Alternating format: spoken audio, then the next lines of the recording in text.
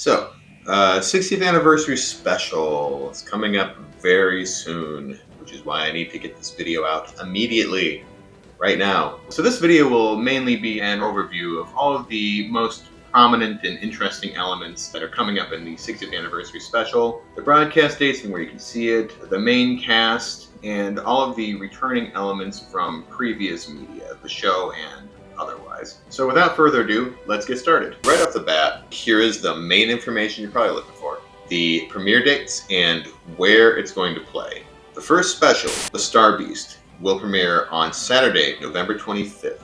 The second special will be called Wild Blue Yonder. It will be on Saturday, December 2nd. And then the third special will be the week after that, The Giggle, on Saturday, December 9th. Those are the three specials that feature David Tennant's return. This time, though, is the 14th Doctor, not playing the 10th Doctor. He's a new incarnation of the Doctor. And then after that will be the triumphant return of the Doctor Who Christmas special, or I guess they're calling it the Doctor Who Holiday Special now, which will feature the first appearance of the 15th Doctor, played by Ncuti Gatwa, titled The Church on Ruby Road. And that will be taking place on Monday, December 25th, Christmas Day.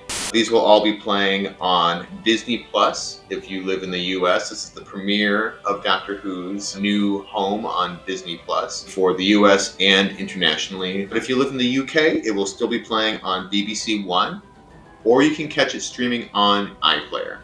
So there you go. That's all the big headline information. If you're only looking around trying to find this information, that's it. Boom, it's on the screen right there. Go ahead and take a screen grab of that.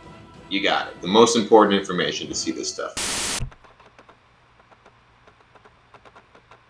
Moving on, let's talk about this a little bit. Let's talk about what is going to be shown in these 60th anniversary specials. These three specials will feature the 14th Doctor, played by returning actor David Tennant, who previously played the 10th Doctor from the second to the fourth series of modern Doctor Who, as well as having four specials to round out his storyline. He's now playing the 10th Doctor.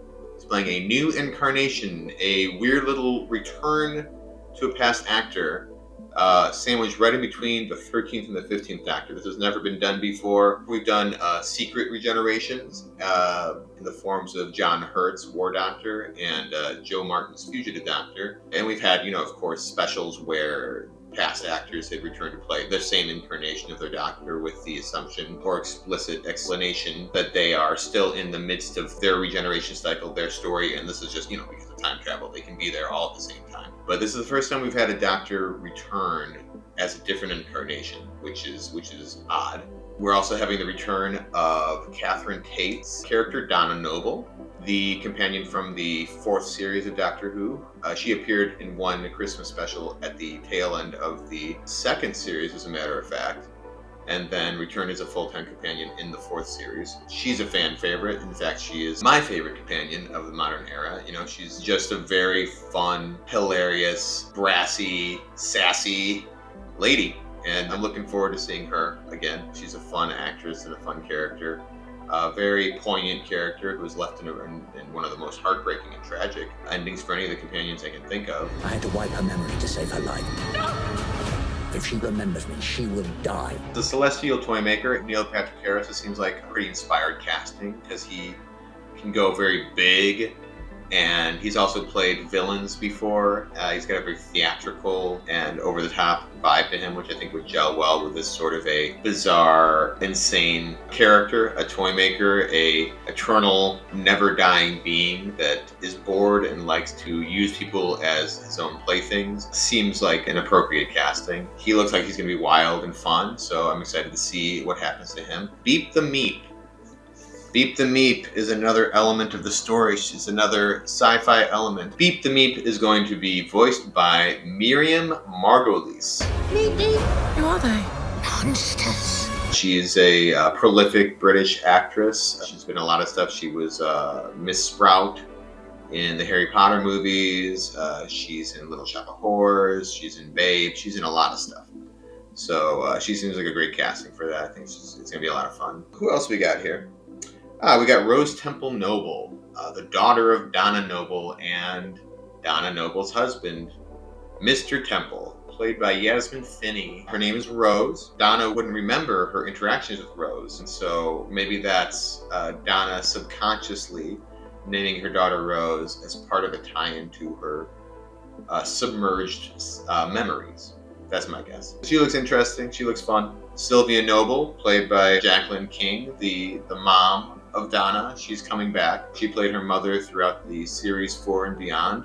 A very mean, crotchety, cruel mother, really. She was actually great. She was great in the series. She was a really good actor, really good at playing the part because she seemed like a very realistic person to me. She doubted her daughter. She talked down to her. She was always saying that she had her head in the clouds. But it seems like she softened a bit by the end of the story, and I'm hoping she's a little kinder and nicer in this series because it'd be really sad if Donna was still living with a cruel, mean mother while also having her memory erased. We also have the return of Wilfred Mott, Donna's grandfather, played by the legendary Bernard Cribbins, who sadly passed away last year, and so this is going to be his final on-screen performance. He's a great character. He's a loving, doting grandfather who was very imaginative and adventurous, and he always wanted to see the stars, and he was the support system that Donna desperately needed in her life to counterbalance her mother. He started out as a character who appeared in the Doctor Who Christmas special, Voyage of the Damned. Later, they loved his performance so much that he got folded into the regular story and was revealed to be Donna's grandfather, and he played a pivotal role in Series 4. And then he became a companion in his own right in David Tennant's final story, the two-parter, The End of Time. He's a really great character who just very empathetic, very fun, very kind, and very emotional. He really has a lot of good moments where he really pulls at the heartstrings and kind of brings tears to your eyes as a viewer, and he cries himself. So he's a very, very touching old man character. We haven't seen any of him in the trailers at all, but there have been a few photographs, on-set photos, where he's appeared in some scenes with Doctor and Donna. So I'm hoping he has, if not a huge role in the story, at least a few moments to shine, portraying one of his most iconic roles for one last time. Finally, last but not least, we have the return of the badass Kate Stewart, played by Jenna Redgrave. She took over the role of being the leader of unit from her father, Brigadier Lethbridge Stewart, who made her first appearance in the Matt Smith Series 7 episode, The Power of Three, from 2012, and then later appeared in the 50th anniversary special. So she's been playing the character for a little over a decade. She was great in that. She appeared in several Capaldi-era stories, including the Zygon Invasion version, which is a real highlight for her character. And she also appeared in a few episodes of Flux, including the finale, Jodie Whittaker's third final season, the 13th series. And I feel like she got a little shortchanged there. She didn't have enough moments to shine or really have enough screen time, but that's very understandable because that was the pandemic season. That was the season where they had to chop down a planned 10-episode season to 6 episodes. So some of her story, I'm sure, ended up on the cutting room floor, sadly. But then she had a bigger, more substantial role, a more fun role in Jodie Whittaker's final story, The Power of the Doctor, which is the most recent Doctor Who episode to date that we've seen. So yeah, I hope she has some cool stuff to do too. She's always a welcome presence on screen and in the story. We're having a major villain appear, and in fact a returning villain from a very old Doctor Who episode, The Celestial Toymaker, which is a 4-part story from William Hartnell's 3rd series. Originally played by Michael Gough, but he's being played by Neil Patrick Harris this time, apparently sporting a German accent, as opposed to the original Celestial Toymaker, who was a British fellow wearing Mandarin Chinese garb for some reason. They didn't go with that. They've made him German now. He is recognizing me. Who is he? And it seems like they're going way more with like a traditional old world German Toymaker vibe, which I think is more appropriate for today's day and age. I watched The Celestial Toymaker recently. I watched the first episode, a fan animation created by this fellow who goes by Dinopuff. And if you're curious and want to see not only a solid animated reconstruction of the first episode, but also, in my opinion, the best episode of the 4-parter, because it gets kind of weird later on, I definitely recommend you go on YouTube and you find Dinopuff's animation and check it out. It'll fill you in on who this guy is exactly. But I guess I'll fill you in on who this guy is right now as well. I think he's the first and earliest appearance of what is later officially deemed Eternals. Not those Eternals. No, Doctor Who Eternals, not Marvel Eternals. Omnipotent, omnipresent, eternal beings that never die and seem to grow bored with their never-ending existence and so enjoy toying with us poor puny mortals for their own amusement. So I don't know if the Celestial Toymaker is necessarily literally an Eternal or if he's Eternal adjacent. The concept of Eternals wasn't created yet at the time of the Celestial Toymaker. I know that they are officially referred to as Eternals in the Peter Davison Fifth Doctor story Enlightenment. We are Eternals. You presume to think we depend upon the ephemeral mind with all our power? It is true that ephemerals, dwellers in time, do have a certain entertainment value. You talk as though they were toys. To me, they are. He is referenced briefly when another Eternal character showed up in the Jodie Whittaker era in the episode Can You Hear Me? We immortals need our games, Doctor. Eternity is long, and we are cursed to see it all. The Eternals have their games. The Guardians have their power struggles. For me, this dimension is a beautiful board for a game. The Toymaker would approve. If you watch the classic story, The Celestial Toymaker, I have to say it's not a great story. It's probably the first episode is the best because it's the most off-putting and creepy and has clowns in it, which is always a plus, and has the most sense of tension and dread, and you really get a sense of the terrifying power to just control and change reality itself at the snap of your fingers that the Celestial Toymaker has. He likes to make people play children's games for their survival. He has this great potential to be a terrifying villain. You know, I see why they would go with him. Don't you like my little game? Now, the rest of the story has him mostly just sitting in a room, talking to the Doctor as he plays a very slow and complex game. So I feel like his intimidation factor, his potential is somewhat squandered in that story. But I can totally see why Russell T Davies would have wanted to go with him, especially since the end of the story has the Doctor, the first Doctor, specifically saying, "The mind is indestructible. So is the Toymaker." What, you mean he can never be destroyed? But you defeated him! Yes, just at this moment, but there will be other meetings in another time. Then your battle with him will never end. Yes, you're quite right, my dear. But anyway, let us cheer up. After all, we did win the games. So, yeah, you're paying off literally an almost 60-year-old promise the show made in the 60th anniversary, so that seems very appropriate. He seems like he has unlimited power. He can change reality itself. He can control people. He can turn people into other things, into playing cards or dolls. He can manifest entire worlds, make you become invisible or lose your voice or become just a hand, as he does with the Doctor, which is pretty disturbing. He's a scary guy. He also has a warped sense of logic and fairness, where he will play the games, but he will abide by his own rules. And if he loses the game, he will make good on his promise and destroy his own world, but not himself, and he'll try to destroy you with it. So, you know, not that fair. Not that fair of a guy, really. That is the price of success. Make your last move, Doctor. Make your last move.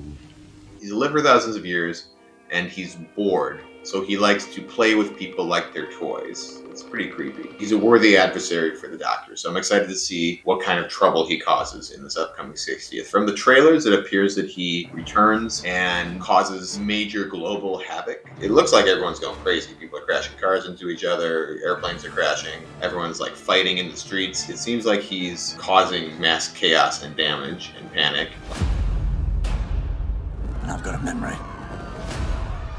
After a very long time, something's coming back. A global threat for a major premiere on one of the world's biggest streaming platforms. It seems appropriate. Yeah, an appropriately massive threat for a massive event, the 60th anniversary special. Open fire! Your fight is with me! We have Beep the Meep appearing, the little furry white rabbit-like creature that Donna pokes in the eye in the trailer. What the hell? Beep the Meep is another classic Doctor Who deep cut character. Never appeared in the series itself proper, the television series, but is in fact from a comic strip from 1980 called Doctor Who and the Star Beast, which appeared in Doctor Who Weekly number 19. Beep the Meep and the Wrath Warriors, I don't know how you say it, it's spelled very strangely. Those guys, the green bug-looking dudes with the red eyes who were shooting lasers everywhere in the trailers, they are also from that same comic strip, and it appears that they are hunting Beep the Meep. Now, why are they hunting Beep the Meep? I will leave that on the table because it might be spoilery or tie into what the plot is of the 60th anniversary. You can go and research that very easily yourself, but I feel like it might spoil what the story of the 60th is. So if you want to be surprised and go into the story not knowing much, I wouldn't do too much investigation in that area. Beep the Meep has also appeared a few times in some Big Finish audios. Seems like a cool, fun, weird alien. I think it's going to be a new fan favorite character, as a matter of fact. I'm predicting Beep the Meep will be beloved by people by the end of the 60th anniversary special. Meep, meep. Donna Noble, who was a very fun, funny, more grounded and realistic of a type of character compared to some companions. She just worked a regular 9 to 5. She had issues with her mother. She seemed like she was a little lost and didn't know what she wanted to do with her life. She has a loving grandfather. She got swept away in the TARDIS with the Doctor. Originally, he accidentally kidnapped her on her wedding day. She got teleported into his TARDIS, and then they later discovered that her husband-to-be was a scumbag who had a plot to douse her with some special energy, so she'd become a good meal for this Spider Woman. The point is, the Doctor meets her. He goes on an adventure with her. She proves that she is a good companion because she has a heart and she's very humane, and she knows when to tell the Doctor to stop and pull back, and when he becomes out of control or too dangerous. And later she joins him in the 4th series as a full-time companion. And she's fun. She's great. She's not romantically attracted to him. She's the first companion of the modern Doctor Who era who doesn't have a romance of some sort with the Doctor, either spoken or unspoken. So that's a breath of fresh air. I think that's part of the reason people like her so much as a companion, is it doesn't have that weird, somewhat awkward romance baggage going on. They're just mates. Yeah, they're just mates. And as she explained several times, not that kind of mate, not mating. They're just friends. They're good friends. I just want a mate. You just want to mate. I just want a mate. You're not mating with me, sunshine. A mate. I want a mate. I can come. Yeah. Of course you can, yeah. I love it. As she goes on a journey with him, she finds herself, finds the depths of strength and bravery that she never realized she had, and ultimately ends up combining her mind with the Doctor's in order to become a super genius, Time Lord human hybrid Dr. Donna type person who is able to navigate the TARDIS and solve the problems of the Earth being kidnapped and rescue the Doctor and everyone from certain doom from Davros. But she unfortunately has to pay almost the ultimate price. She doesn't die, but the fact that her mind is so full of Time Lord energy, her mind's going to fry and burn, and she'll die because her human brain can't handle the power and massiveness of a Time Lord mind. So the Doctor has to erase her mind, basically quiet the Time Lord part of it, put that into hibernation in order to save her life. I want to stay. Look at me. Donna, look at me.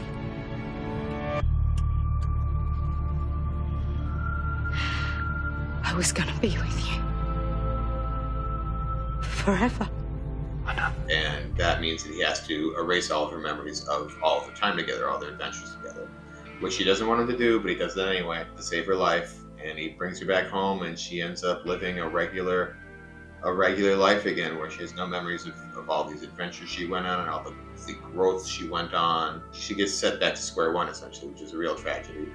And it appears, at the end of the series, it appears that she moved on with her life and she's living a happy life, just a happy regular life again. And she gets married, and you know, it seems it's a somewhat happy but extremely bittersweet and ultimately very depressing ending for the character. I always was really bummed about that she lost her memory. It seemed brutally unfair.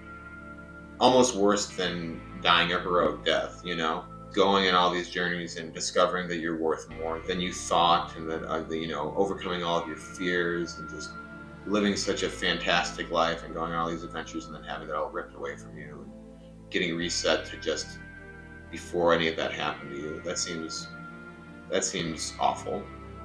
So I'm not unhappy that they're returning to her storyline, to be honest, because it always felt like a bit of unfinished business. Even though it's a beautiful, in a way, a beautifully tragic, poetic ending for a character, I'm okay with them undoing that, you know, in some way, shape, or form. Even if it does mean that Donna ends up heroically dying at the end of the story, I feel like that's a better end for her than her just not having the memories of the most important and meaningful time of her life, you know, weirdly enough. So I'm cool with them bringing Donna back. Sometimes I think there's something missing. Like I had something lovely. And it's gone. I lie in bed thinking, what have I lost?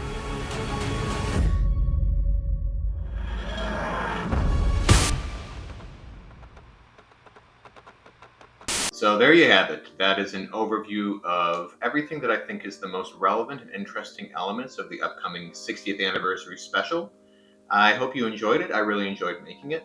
Although it did end up being twice as long as I was expecting. This video ended up being about 40 minutes long, so I decided to just chop it in half and present this half first. And that actually ended up working out well because this is all mainly overview, informational, recap stuff, so that you just have an idea of everything that's going on, schedules, dates, cast, etc., returning characters. The second video, which I'll be posting the next day or so, will be a lot more opinion-based. It'll be more about my hopes and fears of the upcoming 60th anniversary. Specifically, I'll be talking about my thoughts on David Tennant's return as the 14th Doctor, and the move to Disney Plus, and the heavy usage and callbacks to Russell T Davies era, specifically Series 4.